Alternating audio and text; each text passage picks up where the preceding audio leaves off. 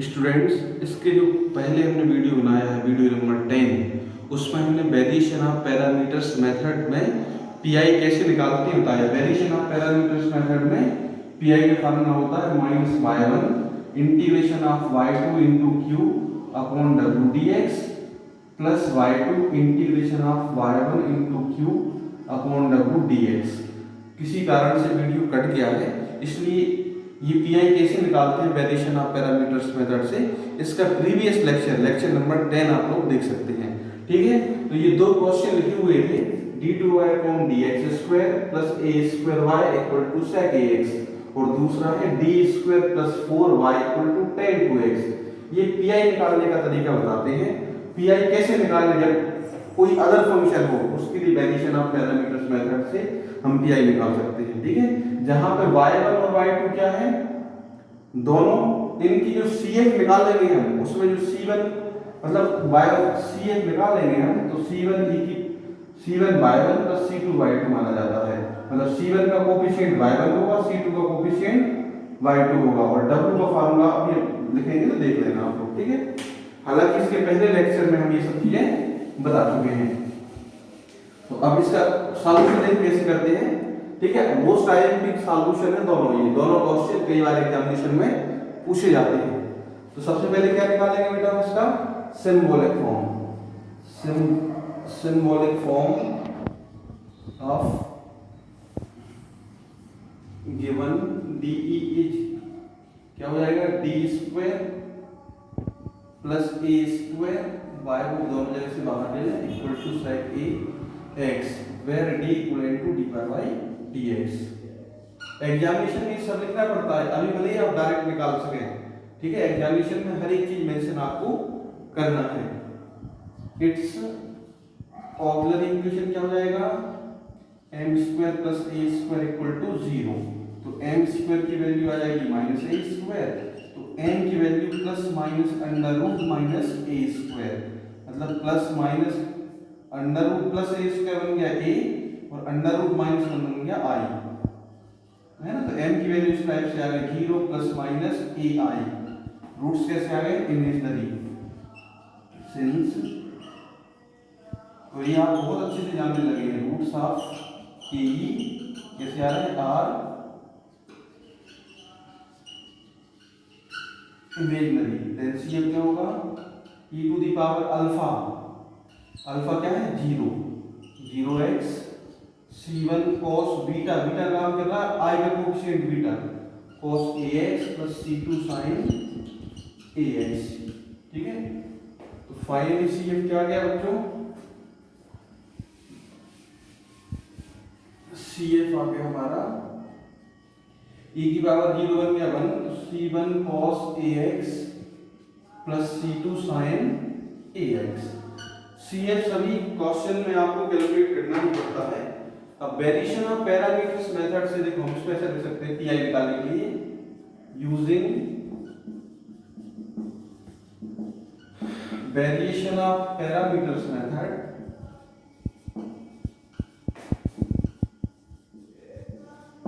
Pi का formula क्या होता है हमारा, -y1 integration of y2 into Q upon W D x plus y2 integration of y1 into Q upon W D x. ये variation of parameters method का formula होता है। ठीक है, तो आप ध्यान देना यहाँ पर वेयर, अभी बात आएंगे वेयर y1 क्या है, यहाँ पर y1 होता है c1 y1 plus c2 y2, मतलब c1 का कोफिशिएंट क्या हो गया y1, तो ये हो गया cos ax। ठीक है, y2 क्या हो जाएगा sin ax। ठीक है, और w होता है रॉन्स्कियन दोनों का, मतलब डिटरमिनेंट ऑफ y1 और ये y2, y1 डैश और y2 डैश।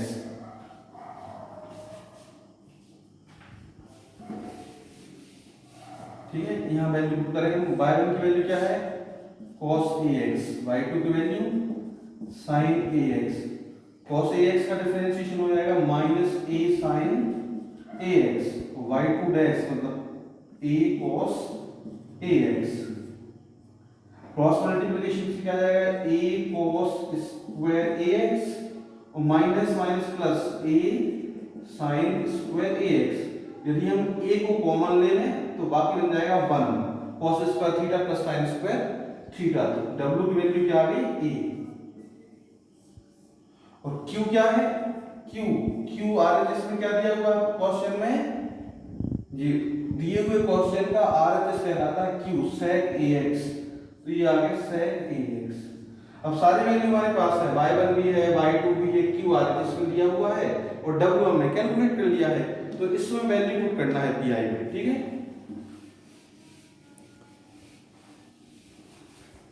तो फाइनली pi इक्वल टू हो जाएगा माइनस y1 क्या आ रहा है cos ax integration of y2 sin ax, ठीक है, इनटू q क्या था sec ax अपॉन w आ रहा है a, हो गया dx, ठीक है, और प्लस इंटीग्रेशन प्लस y2 की value sin ax integration of y1 है cos ax into q sec ax upon w means a dx। ये वैल्यूज हम निकाल चुके हैं, इसमें वैल्यू पुट करनी है। अब इसको हमें इंटीग्रेट करना है बस। तो इसको सिंपल फॉर्म में नोट कर लें, minus cos ax upon a को बाहर ले लिया, इंटीग्रेशन तो केवल x के लिए होगा। तो sin ax into sec ax, sec का मतलब 1/cos, तो sin अपॉन cos हो गया, ये sin अपॉन cos क्या बन गया tan ax dx plus sin ax upon a, ठीक है, integration of cos ax into sec ax बन गया केवल dx, ठीक है। ये एक दूसरे का sec का मतलब 1/cos कैंसिल हो गया, minus cos ax upon a into tan ax का इंटीग्रेशन है ना, क्या होता है minus log cos ax upon, अब जो भी कोफिशिएंट होता है x का इंटीग्रेशन वो अपॉन में जाएगा, ठीक है। अच्छा, इसका होता है log sec ax भी होता है, प्लस में होता है log sec ax। और कंफ्यूजन हो तो tan को लिख सकते हैं हम sin अपॉन cos, और फिर cos x को t मान के इसको इंटीग्रेट भी कर सकते हैं, प्लस ये हो जाएगा sin ax अपॉन a और dx मतलब इंटीग्रेशन हो गया x। इसको ब्रैकेट ओपन करना है तो minus minus plus 1/a square cos ax into log cos ax plus 1/a x sin ax, ये आ गया pi। तो कितनी आसानी से pi निकल आया। इसकी जनरल मेथड से यदि हम pi निकाल दे तो बहुत लंबा काम करना पड़ता है, ठीक है। हेंस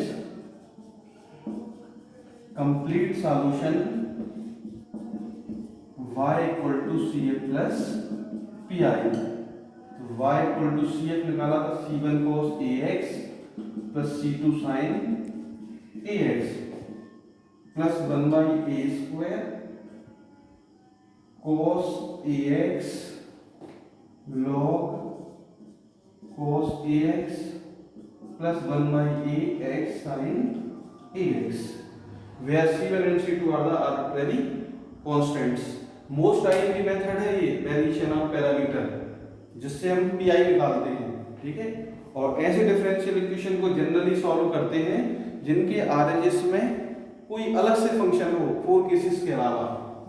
हालांकि किसी को अभी ये सेकंड ऑर्डर के क्वेश्चन को ही सॉल्यूशन सीखा है हमने, ठीक है। सेकंड सॉल्यूशन है इसका, सॉल्यूशन सेकंड सिंबॉलिक फॉर्म में दिया हुआ है ना, symbolic form d square plus 4 y equal to tan 2x, बिल्कुल सेम क्वेश्चन है, ठीक है। वहां था n square plus a square, यहाँ a की वैल्यू है 2, ठीक है।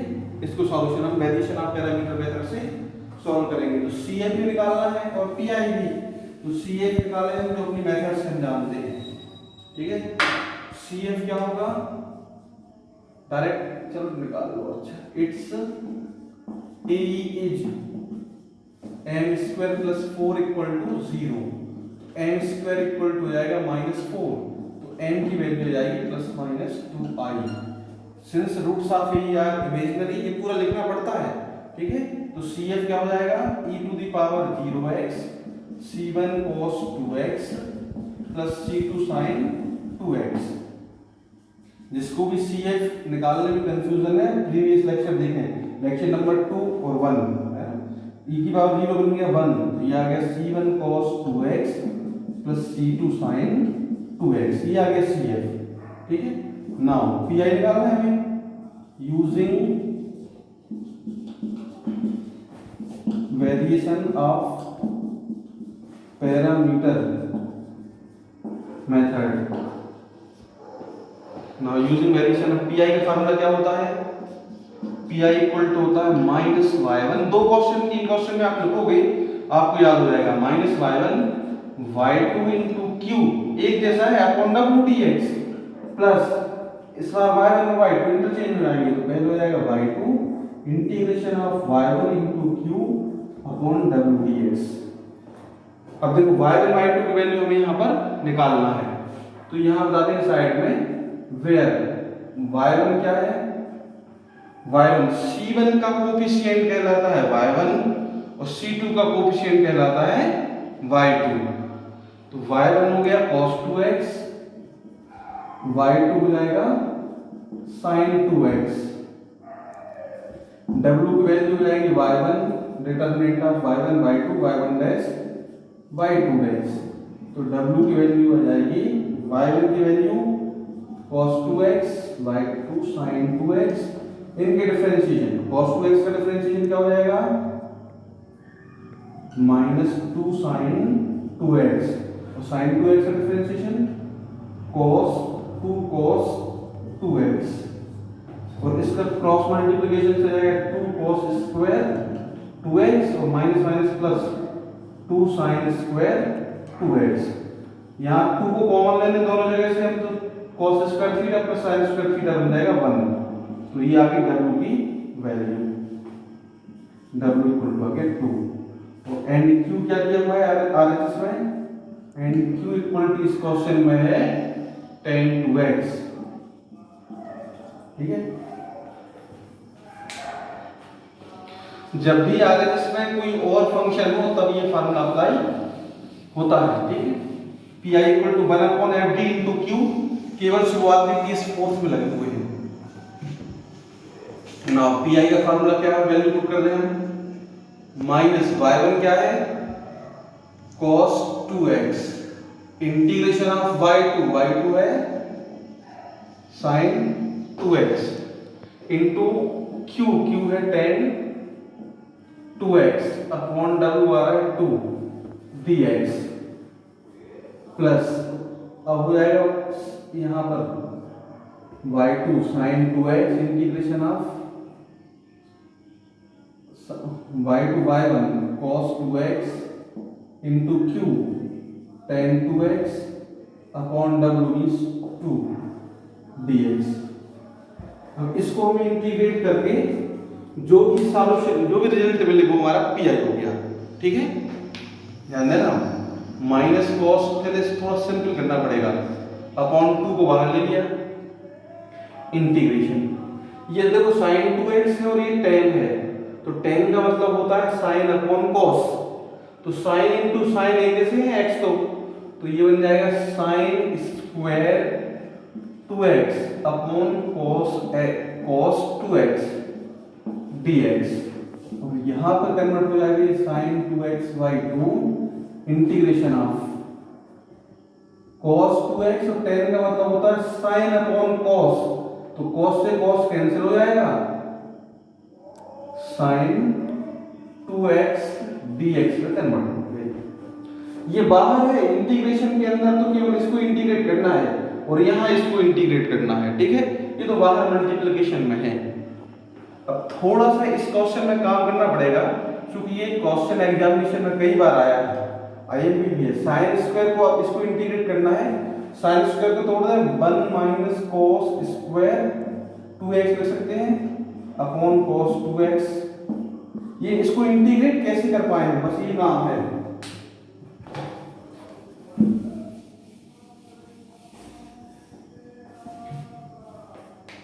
और प्लस ये हो जाएगा देखो साइन 2x बाई 2, और ये तो साइन 2x का इंटीग्रेशन हो जाएगा माइनस कॉस 2x बाई 2।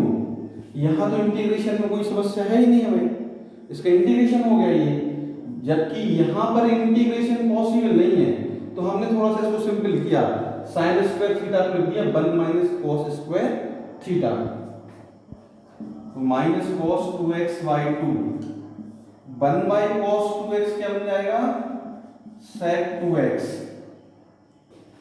ठीक है, और minus cos square 2x upon cos 2x हो जाएगा, तो cos 2x बन गया dx, और ये यहाँ इंटीग्रेशन हो ही गया 1/4 sin 2x into cos 2x। अभी यहाँ इंटीग्रेशन नहीं हुआ, इसलिए इंटीग्रेशन का साइन लगा हुआ है, वहां इंटीग्रेट हो चुका है ये फंक्शन, ठीक है। Minus cos 2x by 2 in bracket ना sec 2x का इंटीग्रेशन हो जाएगा log sec x का होता है log sec x plus tan x, तो log sec 2x plus tan 2x, और अपॉन में a और आ जाएगा जो भी कोफिशिएंट है x का। ये केवल sec 2x का इंटीग्रेशन हुआ, ध्यान देना है, ये sec का हुआ, और माइनस cos 2x का इंटीग्रेशन हो जाएगा sin 2x बाई 2, और ये ब्रैकेट क्लोज, क्योंकि इसका मल्टीप्लिकेशन इन दोनों ही टर्म में है, जिनका इंटीग्रेट करके हमने ये लिख दिया, माइनस 1/4 के साथ ही चल रहा है sign 2x into cos 2x, ना ये ब्रैकेट ओपन कर दें, minus 1/4 cos 2x log sec 2x plus tan 2x, और ये माइनस और वो माइनस हो जाएगा प्लस 1/4 है ना, 1/2 ये और 1/2 उस टर्म में है, तो 1/4 minus minus plus cos 2x into sine 2x, ठीक है, और ये क्या लिखा है minus 1/4 sign 2x into cos 2x, तो ये कैंसिल हो गया, कैसे 1/4 cos 2x into sine x minus 1/4 cos 2x into sine x, ठीक है। तो फाइनली पी आई क्या आ गया,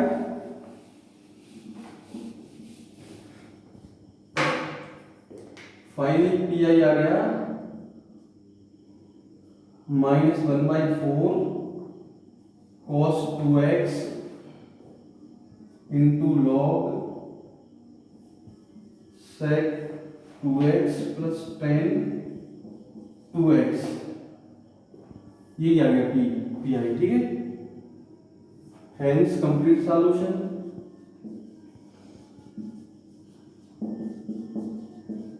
y equal to C A plus P I, y equal to c1 cos 2x plus c2 sin 2x, ये आ गया minus 1/4 cos 2x log sec 2x plus tan 2x। Friends, ये question कई बार examination में आया हुआ है, ठीक है, इसको आपको सॉल्व करना है, वेरिएशन ऑफ पैरामीटर से ही सॉल्व करना है, ठीक है। एक दो बार जब क्वेश्चन आप सीरियसली करेंगे, देख के नहीं डरना है कि यार इतना बड़ा फार्मूला है, 2 बार लगाओगे आपको याद होगा, हो जाएगा, डेफिनेटली हो जाएगा, थोड़ी सी कंसंट्रेशन आपको बढ़ाना है, ठीक है। एक क्वेश्चन और हम आपको बोर्ड पर दे रहे हैं, जिसको आपको सॉल्व करके हमें एज अ होमवर्क और हमारे व्हाट्सएप नंबर पे आपको उसका सॉल्व करके भेजना है, ठीक है। कल तक क्वेश्चन है solve d2y on dx square plus 9y equal to cosec 3x, ठीक है। अब इसमें भी वेरिएशन ऑफ पैरामीटर्स मेथड ही अप्लाई होगी, ठीक है, क्योंकि आदत इसमें क्या है ना तो ये साइन या कोसाइन है, ना ही x की पावर m है, ना ही ये e की पावर ax है, और ना ही e की पावर ax इंटू v का फॉर्म है। तो अगर किसी भी स्टूडेंट्स को कंफ्यूजन है तो शुरुआत के लेक्चर भी आप लोग थोड़े से स्टडी करें। ये लेक्चर नंबर कौन सा हो जाएगा हमारा 11। लेक्चर नंबर 10 7 या 8 मिनट का होगा, बीच में कट गया था, तो उसको आप पढ़ेंगे तब वेरिएशन ऑफ पैरामीटर समझ में आएगा। इसके बाद लेक्चर नंबर 11। तो ये हमारी ये यूनिट कंप्लीट हुई। नेक्स्ट लेक्चर में हम आपको पढ़ाएंगे differential equation of higher order with variable coefficients. अभी कौन से पढ़े आपने? Differential equation of higher order with constant coefficients. तो ये डिफरेंस आपको समझते हुए चलना है, ठीक है। थोड़े से सीरियस होंगे आप तो 100% आपको समझ में आएगा। Thank you.